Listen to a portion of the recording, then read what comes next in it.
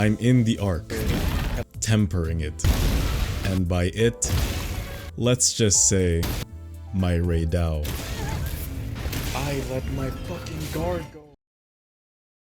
It's been a few Rey days since the release of the fight, and after going over Rey Dit, I noticed that it was a common agreement that the Rey Dau apparently had a Rey deficit in terms of its Rey difficulty. However, I think the Rey direction the Rey devs took in terms of the arc-tempered fight was overall positively Rey-received.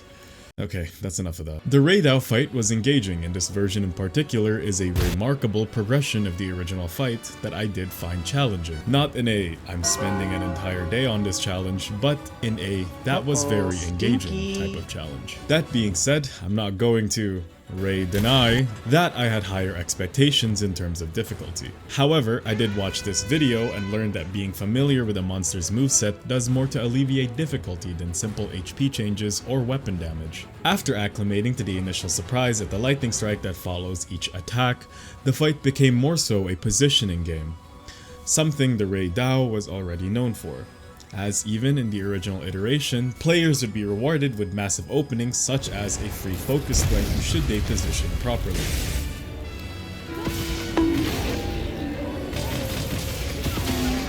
The arc-tempered version takes this idea and turns it into 11 by introducing it as a form of negative reinforcement. Instead of just rewarding you for doing good by providing openings, you are punished if you aren't paying attention to where you position yourself.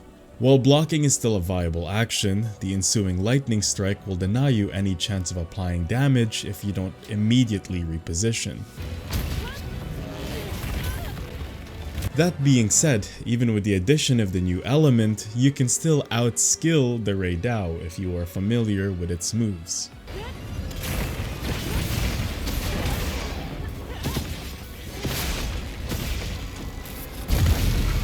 Which, if you are doing the arc-tempered fight, you probably are. This is a big factor in reducing the perceived difficulty of the fight, as you don't have to spend much time familiarizing the moves you already know, which in turn makes it feel like a less daunting challenge, as you only have to make minor adjustments to what you already know from your previous encounters. Which is why some people probably found it easier compared to Mizutsune, a monster who most people had to learn from the beginning with more unique mechanics, in terms of wilds at least. And yes, I can see the argument that the Mizutsune is harder because it has more moves that can kill you in one shot. To me, this is the equivalent of saying playing Russian roulette is more engaging compared to chess, as you can get one-shotted more if you play Russian roulette, as opposed to learning and capitalizing on your enemy's mistakes during chess. Remember that Eudek's Gundyr at one point was a difficult boss for most players in Dark Souls. Now he's not.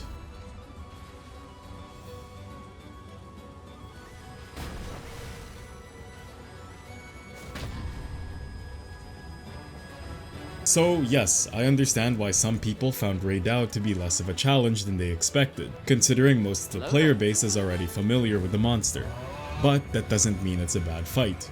Difficulty alone does not make something engaging, especially when the difficulty just comes from simply dying in one hit. For me, it would be the design, the pacing, and the progression of difficulty that makes it a better experience. Tossing a coin will always leave you at a 50% chance of losing, however, I don't think that makes for a good challenge. Slowly learning and adapting to your opponent's moves in order to capitalize on their openings they leave behind, no matter how small, adds a feeling of progression during the fight. Yes, it was a mandatory fight in low rank, so most players will most likely be already familiar with its moveset. And while it won't be as exciting or intriguing as fighting a new monster for the first time, the addition of the lightning and the more aggressive move patterns, with less downtime in between them, makes fully understanding this monster and adapting to its tight positioning and punish timings a truly rewarding experience. Thank you so much for watching, and remember to drink plenty of water.